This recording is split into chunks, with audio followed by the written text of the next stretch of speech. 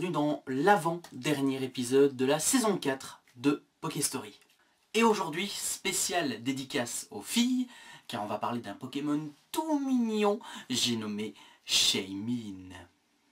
Bon, pour les mecs qui regardent cette vidéo, eh bien tout simplement, imaginez Shaymin dans un autre rôle qu'un petit Pokémon, en petit buisson. Voilà.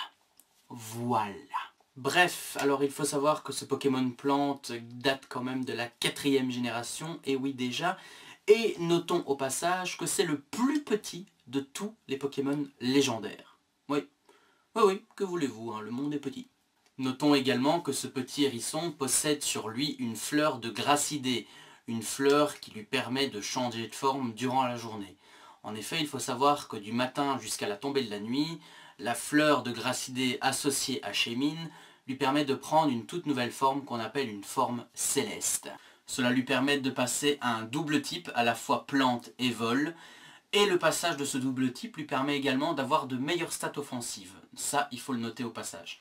Alors justement, il n'y a pas si longtemps, j'ai lu un truc assez intéressant sur la fleur de Gracidé, parce qu'il faut savoir que bon, la fleur rouge de Gracidé associée à Shaymin lui donne les pouvoirs donc, que nous connaissons, plante et vol. Mais il se pourrait qu'il existerait bien d'autres couleurs différentes de fleurs de Gracidé. Je m'explique. En effet, il faut savoir qu'une fleur bleue de Gracidé pourra lui donner d'avoir la capacité eau et plante.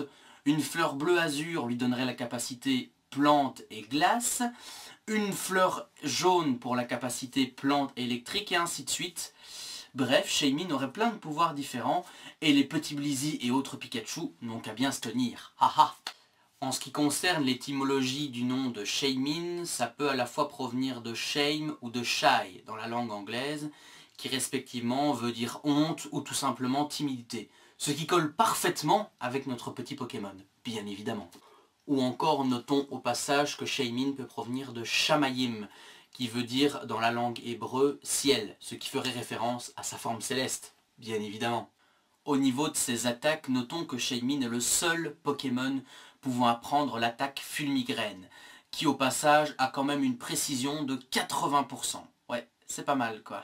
En ce qui concerne les apparitions de Shaymin dans l'animé, on sait très bien qu'on le retrouve dans le 11e film Giratina, le gardien du ciel, et on le retrouve également dans l'épisode 634 du dessin animé Gardez la forme. Oui, je dis le nom du dessin animé, mais voilà, ça n'a pas d'importance. Notons que comme Suicune, eh bien Shaymin a aussi le pouvoir de purifier l'air polluant dans la zone où il se trouve, pour transformer cette zone finalement en un magnifique champ fleuri. Ce qui pourrait expliquer pourquoi on sait obtenir la fleur de Gracidé à Floraville, par exemple.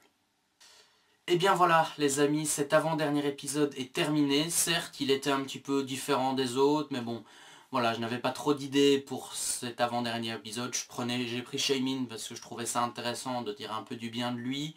Alors, en ce qui concerne le dernier épisode de la saison 4, je ne vous dévoile rien pour l'instant, ce sera une petite surprise. En tout cas, si vous avez aimé la vidéo, n'hésitez pas à me suivre sur mes réseaux sociaux, Facebook, Twitter, à partager la vidéo, c'est important, à laisser un pouce bleu, on ne sait jamais. Quant à moi, je vous retrouve, j'espère, vendredi pile poil pour un nouveau top 3, sûrement, ce sera sûrement ça. Et à très bientôt les petits Pokémon, bye bye. Loin de tout, sur les routes, jamais seul, tu t'en doutes. Brave et fort, unis face au désir.